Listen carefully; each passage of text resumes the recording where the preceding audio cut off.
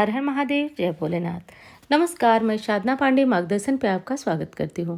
दोस्तों, आज मैं बात करने वाली हूँ कि चैत्र नवरात्रि हो, कोई अन्य नवरात्रि हो, ऐसे में बिना कलश रखे माता की पूजा कैसे होगी। साथ साथ व्रत बिना भी आपकी मनोकामनाएं पूर्ण हो सकती हैं, इसके बारे में बात करेंगे। देखिए, बहुत सारी भ्रम की स्थितियां हैं कि यदि हम कलश रखते हैं तो माता की पूजा होती है। कलश रखकर माँ की विधिवत आराधना होती है। बिना कलश रखे भी यदि मन में भाव है, हृदय में श्रद्धा है, तो आप माँ की आराधना कर सकते हैं। कैसे होगी, संपूर्ण विधि जानेंगे। वीडियो में अंत तक जरूर बने रहिएगा, क्योंकि आप जानते हैं आधा अधूरा ज्ञान हमेशा जो है वो खतरनाक होता है। थोड़ा सा समय दीजिएगा, निश्चित रूप से आप कुछ सीख के ही इस वीडियो से जाने वाले हैं। वीडियो पसंद आए तो लाइक ज़रूर करिएगा और चैनल को सब्सक्राइब कर लीजिएगा। दोस्तों, एक हमारी बहुत पुरानी सब्सक्राइबर है सुषमा जी। उनका भी कमेंट आया है कि शारीरिक क्षमता अब उतनी नहीं रही तो क्या करें, व्रत इस साल नहीं रह पाएंगे, दवाइयाँ लेना है, तमाम तरह के आपके क्वेश्चन हैं। तो चलिए, पहली चीज़ तो ये है कि व्रत के दौरान औषधि निषिद्ध नहीं है। औषधि लेना आपके लिए अनिवार्य है, दवाइयाँ लेना अनिवार्य है। तो व्रत में आप दवाइयाँ ले सकते हैं, ये टेंशन तो आप बिल्कुल मत लीजिए। दूसरी चीज़ कि कलश नहीं रख पाते हैं तो भी माँ की आराधना हो सकती है। पहली चीज़ तो यह है कि कलश रखना बहुत बड़ी बात नहीं है, बड़ा आसान चीज़ है कलश रखना। फिर भी किसी कारण से आप नहीं रख पाते हैं कलश, तो माँ की आराधना कैसे करेंगे। व्रत नहीं रख पाते हैं उसका भी बिल्कुल भी टेंशन न लीजिए, लेकिन एक काम करिएगा, आप शुद्ध सात्विक खाना लीजिएगा। घर परिवार वाले यदि नवरात्रि के दौरान भी लहसुन प्याज खा रहे हैं तो आप मत खाइएगा, क्योंकि आपको माँ की दोनों समय पूजा करनी है। आप अलग सब्जी बनाइए, जो भी व्यवस्था करिए, लेकिन आप वो भोजन मत लीजिएगा। आप शुद्ध सात्विक भोजन लीजिए। सब कुछ खाइए, बस लहसुन प्याज मत खाइए। नमक खा लीजिए, अनाज खा लीजिए, कोई टेंशन नहीं, लेकिन लहसुन प्याज मत खाइएगा। अब क्या करना है, देखिए, सुबह सवेरे आप भी जग जाइएगा। सभी व्रतधारी का तो ये नियम है। और सुबह सवेरे जगने के बाद माँ की जो भी फोटो मूर्ति है वहाँ बैठ जाइएगा। जा कर के माँ की फोटो मूर्ति जो भी है वहाँ पे नहा धो करके बैठ जाइएगा। सबसे पहले सूर्य नारायण को जल दे लीजिएगा, तुलसी माँ की पूजा कर लीजिएगा। ये सब करने के बाद आपको माँ की जो भी फोटो मूर्ति है उनके पास बैठ जाइए। यदि माँ की पीतल की मूर्ति है तो उनको स्नान कराइए, और नहीं है, यदि कोई फोटो रूप में है तो आप उनको कपड़े से साफ कर लीजिए, क्योंकि पिछले दिन आपने चंदन और बहुत सारी चीज़ें माँ को समर्पित करते हैं तो फोटो पे गिरती रहती हैं, तो आपको उनको साफ कर लेना है। करने के बाद क्या करना है कि अब वहाँ पे सबसे पहले आपके मंदिर में जो गणेश जी विराजित हैं उनकी पूजा आराधना कर लीजिए। उसके बाद जो सभी देवी देवता हैं उनकी आराधना करिए। बस नवरात्रि में एक काम आप अलग से करिए, क्योंकि 9 दिनों का नियम आपने लिया है कि आप पूजा करेंगे, कोई पाठ करेंगे। और हाँ, दुर्गा सप्तशती भी पढ़ना चाहें तो पढ़ लीजिएगा। बस खाने में ये नियम रखिए कि लहसुन प्याज भी नहीं होना चाहिए। और बस माँ को एक अलग कटोरी में, जैसे कि 9 दिनों के अनुसार 9 भोग होते हैं, या फिर कुछ भी भोग रखिए तो अलग से माँ को रखिए। वैसे माँ को मिश्री और मखाने का भोग लगाना भी बेहद शुभ माना जाता है, तो आप अलग से एक कटोरी में माँ को अलग से भोग लगाइए। तो ये हो गया। उसके बाद आप जो भी दुर्गा सप्तशती पढ़ते हैं, दुर्गा चालीसा पढ़ते हैं, जो भी पढ़ना चाहें, आपको जो ठीक लगे उसके बाद पढ़ सकते हैं। उसके बाद क्या करना है कि अब माँ का हो गया। अब कोई मंत्र यदि आप जपते हैं तो उस पाठ के बाद आप मंत्र जपिए। उसके बाद माँ से क्षमा प्रार्थना कर लीजिए। क्षमा प्रार्थना दुर्गा सप्तशती के अंत में भी लिखा होता है, और सामान्यतः आप कोई भी जैसे कि पाठ करते हैं तो भगवान से क्षमा करते हैं, मांगते हैं कि भगवान कोई गलती मुझसे हो गई पाठ के दौरान तो मुझे ज़रूर क्षमा करिएगा, प्रभु मुझ पे अपनी कृपा करिएगा। ऐसा बोलते हुए आप जो है आरती माँ की करिएगा। बस हो गई आपकी पूजा। तो बिना कलश रखे भी आराम से पूजा हो सकती है। एक बात आप ध्यान रखिए, भगवान भावग्राही होते हैं, क्रियाग्राही नहीं। आपके मन की श्रद्धा क्या है वो महत्वपूर्ण है। कलश रखना, व्रत रखना, कोई पाठ करना ये महत्वपूर्ण नहीं है। तो इस तरह से आराम से बिना किसी भ्रम के और बिना किसी दुविधा के आप अपना व्रत पूर्ण कर सकते हैं। चलिए, अब दूसरा बहुत ज़्यादा जो सवाल आ रहा है आपका कि दुर्गा सप्तशती पढ़ने का नियम क्या है, उसके बारे में बात करेंगे। तो दोस्तों, उससे पहले कहना चाहूँगी कि इंस्टाग्राम फेसबुक पर मुझे फॉलो नहीं किए तो कर लीजिएगा, और नंबर जो आप देख रहे हैं इस पर कुंडली वगैरह दिखाना है तो संपर्क कर सकते हैं। देखिए, दुर्गा सप्तशती पढ़ना बहुत ज़्यादा शुभ होता है, बल्कि नवरात्रि के दौरान ही नहीं, अन्य दिनों में भी अलग अलग अध्याय का पाठ अलग अलग मनोकामनाओं की पूर्ति के लिए किया जाता है।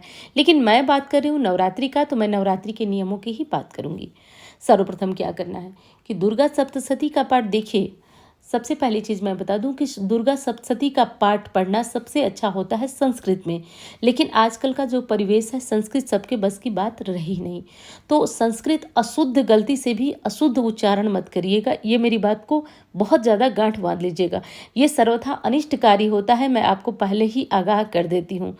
संस्कृत में मत पढ़कर हिंदी में पाठ करिएगा, क्योंकि देखिए एक मतलब एक जाना माना माना उदाहरण आपसे दे रही हूँ, जो कि है भार्या रक्षति। तो उसमें किसी ने पढ़ा थी भार्या भक्षति, उसका नुकसान हुआ। सब मिला जुला करके अशुद्ध वाक्य का उच्चारण करने से अच्छा है कि आप हिंदी पढ़िए। हिंदी में जो दुर्गा सप्तशती आती है उसका पाठ करिए, या फिर संस्कृत आपको आती है तब तो बहुत अच्छी बात है, न आए तो मेरा यही सलाह है कि आप हिंदी पाठ करिए। पाठ देखिए, नियम के बारे में बात करते हैं दुर्गा सप्तशती पढ़ने का। तो नियम देखिए, पाठ करने का एक मैंने पहले भी वीडियो डाली कि कोई पाठ करने से पहले जो है वो आसन, और पाठ करने के बाद क्या करना चाहिए। लेकिन चलिए मैं आज यहाँ बता रही हूँ तो आपको बता देती हूँ।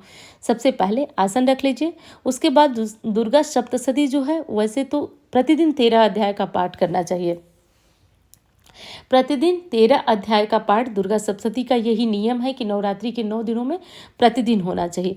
लेकिन देखिए, जो करने वाले हैं वो कर रहे हैं, जो नहीं करने वाले हैं, जिनके बस की बात नहीं है कि प्रतिदिन 13 अध्याय खत्म करना, तो वो क्या करें, तो उनके लिए एक अलग विधि है, उसके बारे में भी बात करते हैं।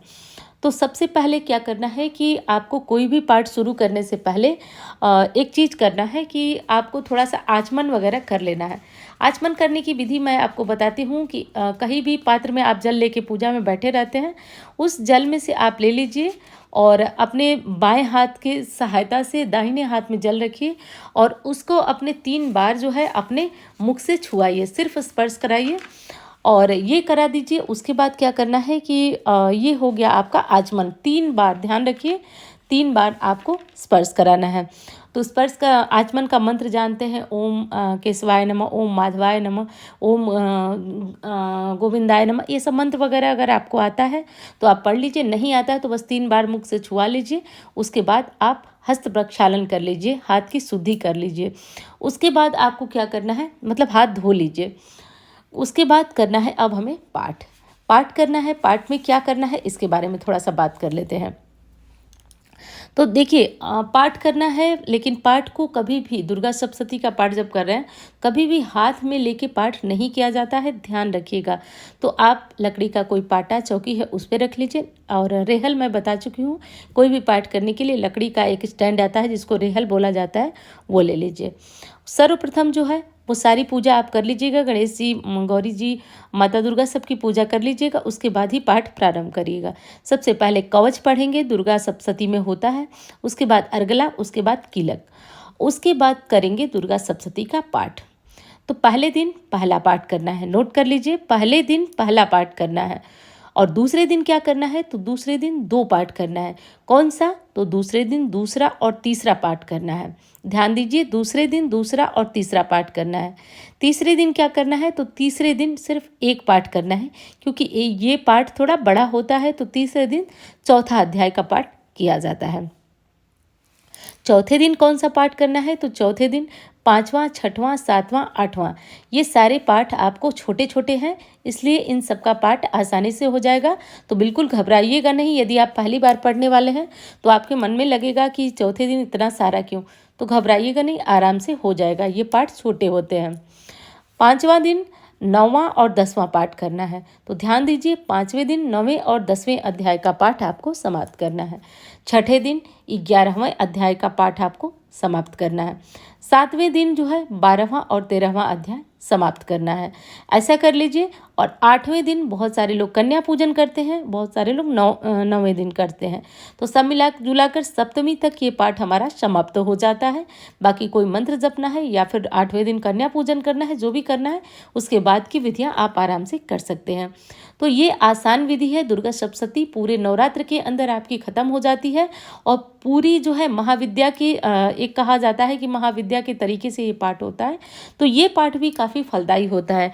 आप 13 अध्याय एक दिन में नहीं खत्म कर पाते हैं, तो कुछ लोग जो है एक एक अध्याय, दो दो अध्याय अपने अनुसार करते हैं, लेकिन शास्त्र में उसका अलग नियम बना हुआ है। जो नियम मैंने अभी बताया, उस नियम के अनुसार जो है आप इस पाठ को समाप्त कर लीजिएगा। तो और कोई यदि नवरात्रि के अंदर और कोई आपकी दुविधा हुई और मैं रिप्लाई नहीं कर पाई, तो निश्चित रूप से आपकी इसी तरह के प्रश्नों का जवाब मैं इसी तरह से वीडियो बनाकर देती रहूँगी। तो उम्मीद करती हूँ ये वीडियो आपको बहुत पसंद आएगी। अच्छी लगे तो लाइक करिएगा और चैनल को सब्सक्राइब जरूर कर लीजिएगा। तो चलिए मिलती हूँ इस तरह के वीडियो के साथ। धन्यवाद। भोलेनाथ का नाम लेते रहिए। हर हर महादेव।